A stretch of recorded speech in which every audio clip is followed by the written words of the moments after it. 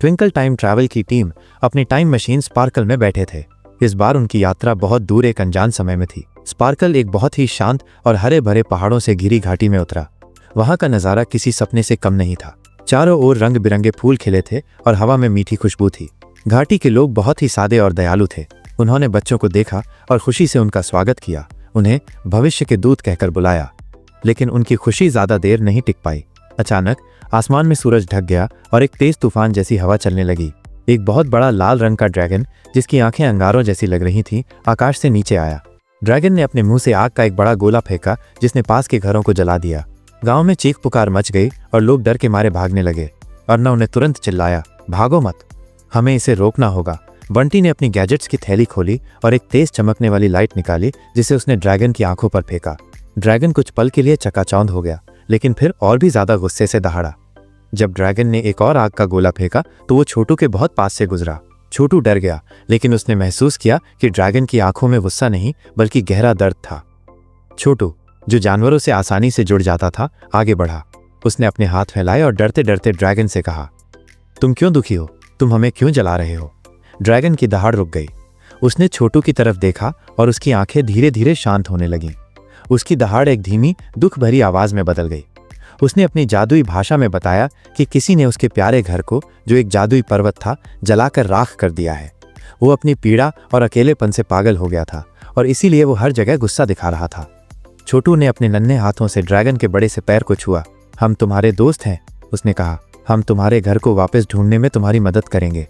ये सुनकर ड्रैगन ने सिर झुकाया और उसकी आंखों से बड़े बड़े आंसू टपकने लगे। ड्रैगन शांत होकर गांव के पास बैठ गया। गांव के लोग, जो अब भी डर रहे थे, धीरे धीरे बाहर आए। अर्नव ने उन सभी से कहा, डरो मत, ये हमारा दोस्त है। प्रिया ने अपनी वैज्ञानिक समझ से गांव के जले हुए घरों को ठीक करने के लिए कुछ तरीका निकाला और बंटी ने अपने गैजेट से उनकी मदद की। जब गांव के लोग सुरक्षित हो गए तो चारों बच्चे शांत हो चुके ड्रैगन के साथ स्पार्कल में बैठे। ड्रैगन ने उन्हें बताया कि जिस जादुई पर्वत पर उसका घर था, उसे एक बहुत ही शक्तिशाली और दुष्ट जादूगर ने जला दिया था। वो ड्रैगन की जादुई शक्ति को चुराना चाहता था। स्पार्कल ने तुरंत उस जादुई पर्वत की ओर उड़ान भरी। जब वे वहां पहुंचे तो उन्होंने देखा कि वो पर्वत अब सिर्फ जली हुई राख और काले पत्थरों का ढेर था। वहां कोई हरियाली नहीं थी। उसी वक्त एक बूढ़ा और भयानक दिखने वाला जादूगर, जिसका चेहरा गुस्से से भरा था, उनके सामने आया। उसने चिल्लाकर कहा, तुम बच्चों ने मेरे ड्रैगन को रोक दिया, अब मैं तुम सबको भी खत्म कर दूंगा। जादूगर ने एक बड़ा सा आग का गोला फेंका, लेकिन इस बार प्रिया ने तुरंत एक शील्ड बनाई।